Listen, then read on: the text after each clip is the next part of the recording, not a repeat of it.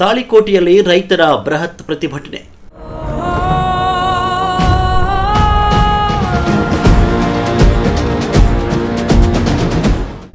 ಬೂದಿಹಾಳ್ ಪೀರಾಪುರ ಏತ ನೀರಾವರಿ ಯೋಜನೆಯನ್ನು ಆದಷ್ಟು ಬೇಗ ಪೂರ್ಣಗೊಳಿಸುವಂತೆ ಆಗ್ರಹಿಸಿ ಕರ್ನಾಟಕ ರಾಜ್ಯ ರೈತ ಸಂಘ ಹಾಗೂ ಹಸಿರು ಸೇನೆ ವಾಸುದೇವ್ ಮೇಟಿಬಣದ ನೇತೃತ್ವದಲ್ಲಿ ನೂರಾರು ರೈತರು ಗುರುವಾರ ತಾಳಿಕೋಟೆ ಪಟ್ಟಣದಲ್ಲಿ ಬೃಹತ್ ಪ್ರತಿಭಟನಾ ಮೆರವಣಿಗೆಯನ್ನು ಹಮ್ಮಿಕೊಂಡರು.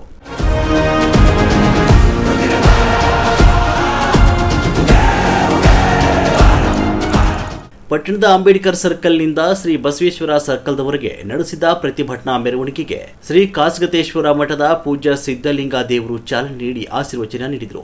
ಅಲ್ಲಿಂದ ಆರಂಭವಾದ ಪ್ರತಿಭಟನಾ ಮೆರವಣಿಗೆಯಲ್ಲಿ ನೂರಾರು ರೈತರು ಸರ್ಕಾರದ ವಿರುದ್ಧ ಘೋಷಣೆಗಳನ್ನು ಕೂಗಿ ತಮ್ಮ ಆಕ್ರೋಶ ವ್ಯಕ್ತಪಡಿಸಿದರು. ಶ್ರೀ ಬಸವೇಶ್ವರ ಸರ್ಕಲ್ನಲ್ಲಿ ಮಾನವ ಸರಪಳಿ ನಿರ್ಮಿಸಿ ರಸ್ತಾ ರೋಕೋ ನಡೆಸಿದ್ರು.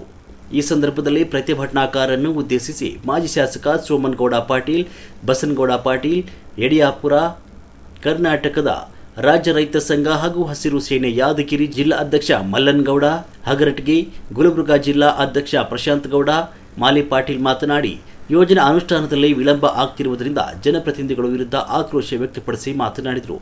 ಕಾಮಗಾರಿಯನ್ನು ಆದಷ್ಟು ಬೇಗ ಮುಕ್ತಾಯಗೊಳಿಸಬೇಕು, ಇಲ್ಲದೆ ಹೋದರೆ ಇದಕ್ಕಿಂತಲೂ ಉಗ್ರವಾದ ಹೋರಾಟವನ್ನು ನಡೆಸಬೇಕಾಗುತ್ತೆ ಅಂತ ಎಚ್ಚರಿಕೆಯನ್ನು ನೀಡಿದರು. ಪ್ರತಿಭಟನಾ ಮೆರವಣಿಗೆಯಲ್ಲಿ ರೈತ ಸಂಘದ ತಾಲೂಕು ಅಧ್ಯಕ್ಷ ರಾಜುಗೌಡ ಅನಂತರೆಡ್ಡಿ, ಜಿಲ್ಲಾ ಉಪಾಧ್ಯಕ್ಷ ಬಸನಗೌಡ ಮಾಲಿಪಾಟೀಲ್, ರೈತ ಮುಖಂಡರಾದ ಮಲ್ಲನಗೌಡ, ಪೊಲೀಸ್ ಪಾಟೀಲ್, ಸಂಗನಗೌಡ, ಹೇಗರೆಡ್ಡಿ, ಸಿದ್ದು ಬುಳ್ಳ, ರಾಜುಗೌಡ ಕೋಳೂರ್, ಪ್ರಭುಗೌಡ, ನಾಡಗೌಡ ಸೇರಿದಂತೆ ನೂರಾರು ರೈತರು ಭಾಗವಹಿಸಿದರು. ಇದೇ ಸಂದರ್ಭದಲ್ಲಿ ತಹಸೀಲ್ದಾರ್ ಶ್ರೀಮತಿ ಡಾಕ್ಟರ್ ವಿನಯ ಹೂಗಾರ್ ಮೂಲಕ ಸರ್ಕಾರಕ್ಕೆ ಮನವಿ ಸಲ್ಲಿಸಲಾಯಿತು. ಮೆರವಣಿಗೆಯಲ್ಲಿ ಯಾವುದೇ ರೀತಿಯ ಅಹಿತಕರ ಘಟನೆ ನಡೆಯದಂತೆ ನೋಡಿಕೊಳ್ಳಲು ಸಿಪಿಐ ಮೊಹಮ್ಮದ್ ಫಸೀಯುದ್ದೀನ್ ಹಾಗೂ ಪಿಎಸ್ಐ ಶ್ರೀಮತಿ ಜ್ಯೋತಿ ಕೋತಾ ಬಿಗಿ ಪೊಲೀಸ್ ಬಂದೋಬಸ್ತ್ ಏರ್ಪಡಿಸಿದ್ರು. ವರದಿ ಕಿಶೋರ್ ಕುಲಕರ್ಣಿ, ಸಮೃದ್ಧ ಕರ್ನಾಟಕ ನ್ಯೂಸ್, ತಾಳಿಕೋಟೆ.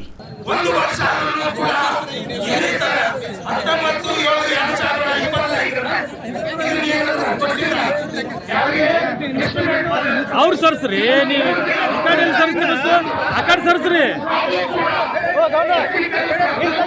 ಸ್ವಲ್ಪ ಹಿಂದೆ ಸರ್, ಹಿಂದೆ ಸರ್, ನೀವೇ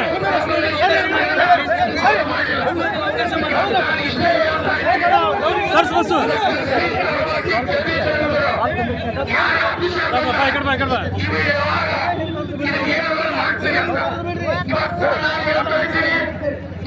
ಈ ಕಡೆ ಬಾರ, ಸುಮ್ಮನೆ ಉಪಯೋಗ ಇಲ್ಲ ಸರ್. ಸುಮ್ಮನೆ ಆ ಕಡೆ ಸರಿ ಹೋಗ್ತದೆ, ಅರ್ಥ ಸರ್ಸು ಸರ್ಸು ಸರ್, ಸರಿ ಆ ಕಡೆ ಸರ್.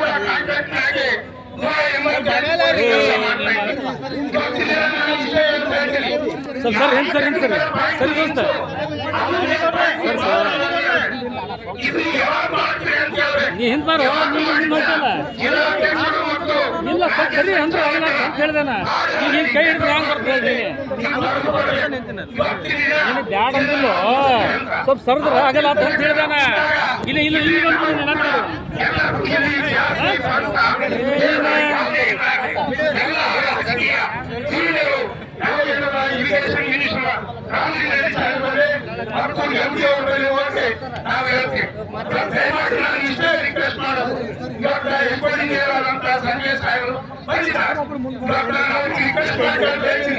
ನೀವು ಇವತ್ತ ಏನೆಲ್ಲ ರೈತ ಸಂಘದ ಹಸಿರು ಸೇನೆ ಇವತ್ತಿನ ದಿನ ನೀವು ಮುಗಿಸಿಕೊಡ್ತೀರಿ ಇಂಥ ದಿನ ಅಂತ ನೀವು ಹೇಳಬಹುದು. 1 ವರ್ಷ ಆದರೂ ಕೂಡ ಏನೆಲ್ಲ ರೆಗ್ಯುಲೇಟರಿ ಅನ್ನೋದ ನೀವು ಇಂಜಿನಿಯರ್ಗೆ ಅನ್ನೋದ ಎಸ್ಟಿಮೇಟ್ ಕೊಟ್ಟಿರಿ. ಇದ್ರ ತನಕ ಆದರೂ 1 ವರ್ಷ ಮಾಡಿಲ್ಲ. ದಯಮಾಡಿ ಏನಿ ಜನ ಎಲ್ಲರಿಗೂ ನಾನು ನನ್ನ ವತಿಯಿಂದ ರಿಕ್ವೆಸ್ಟ್ ಮಾಡ್ತೀನಿ, ನೀವು ಇವತ್ತು ಭಾಷಣದಲ್ಲಿ ಸವಿಸ್ತಾರವಾಗಿ ಹೇಳಬೇಕು. ನೀವು ಹೇಳ್ತಿದ್ದೇನೆ ಆವತ್ತಿನ ದಿನ ಮಾಡದಿದ್ದರೆ ನಾವು ಸಬ್ ಡಿವಿಷನ್ ಮತ್ತು MD ಆಫೀಸರ್ವರೆಗೆ ಲಾಕ್ಔಟ್ ಮಾಡ್ತೀವಿ. ಇದನ್ನ ಹೇಳಿ ಇವತ್ತೇನು ಇನ್ನೂ ಮಾತಾಡಿರುತ್ತಾರೆ, ಅದರ ಸಲುವಾಗಿ ಮುಂದಾಸಾದರೂ ಸವಿಸ್ತಾರವಾಗಿ ಹೇಳಬೇಕಂತ ನಾನು ಅವರಲ್ಲಿ ರಿಕ್ವೆಸ್ಟ್ ಮಾಡ್ತೀನಿ. ಪೂರಾಪುರ ಏತ ನೀರಾವರಿ ಹೋರಾಟ ಇವತ್ತು 900 ಕೋಟಿ ಏನಾಗಿದೆ ಅಂದ್ರೆ ಒಂದು ಮಂಡಪಾಲಾಗಿದೆ.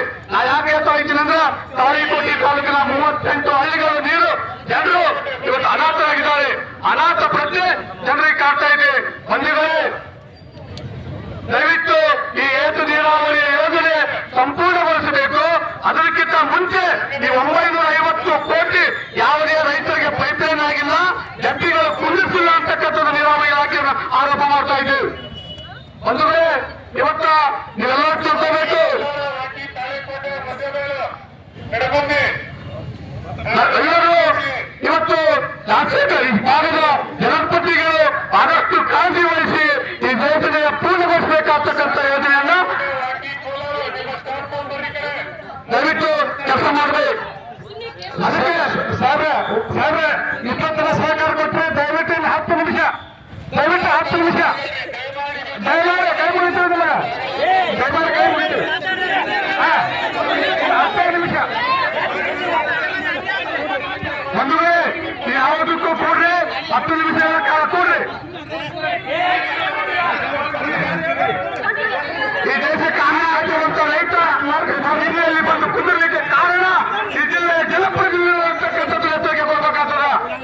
ಯಾಕ ನಾವನ್ನೇ ಮಾಡ್ತಿರ್ತೀವಿ, ಈ ಜಿಲ್ಲೆಯ ಜನಪ್ರತಿನಿಧಿಗಳು ವಿನಂತಿ ಮಾಡ್ತೀವಿ, ನೀವು ಏನಾದ್ರೂ ಕಾಳಜಿ ವಹಿಸಿ ಪೂಜಾಸ್ಪದ ಎತ್ತಿ ರವಳೆಯನ್ನು ಸಂಪೂರ್ಣ ಗುರುತಿಸಿದ್ರೆ ರೈತರ ಬಂದು ಬೀದಿಯಲ್ಲಿ ಹೋರಾಟ ಮಾಡುವ ಪರಿಸ್ಥಿತಿ ಬರ್ತಿದ್ದಿಲ್ಲ. ಇದಕ್ಕೆಲ್ಲ ಕಾರಣ ಕೆಬಿಸಿ ಅಧಿಕಾರಿಗಳು ಮತ್ತು ಜನಪ್ರತಿನಿಧಿಗಳು ಅಂತಕ್ಕಂಥದ್ದು ಹೋಗಬೇಕಾದ ಬಂದವರೇ. ಯಾಕಂತಂದ್ರೆ ದಯವಿಟ್ಟು ಎರಡು ಸಾಕ್ತಾರೆ.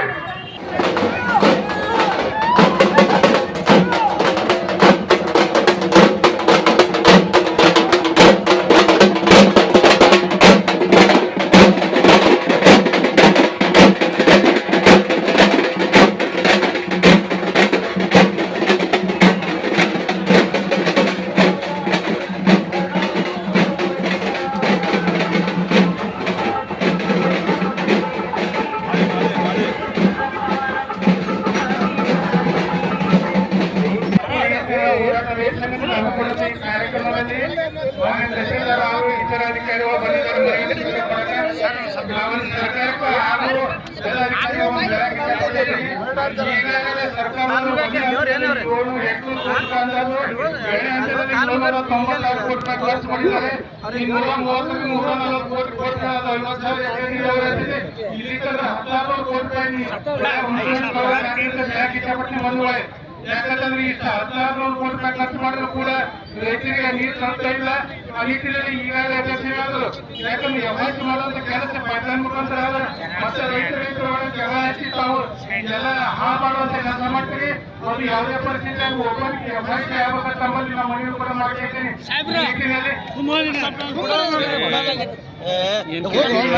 ಏನು ಕೂಡ ಜನಪ್ರತಿನಿಧಿಯಾಗಿ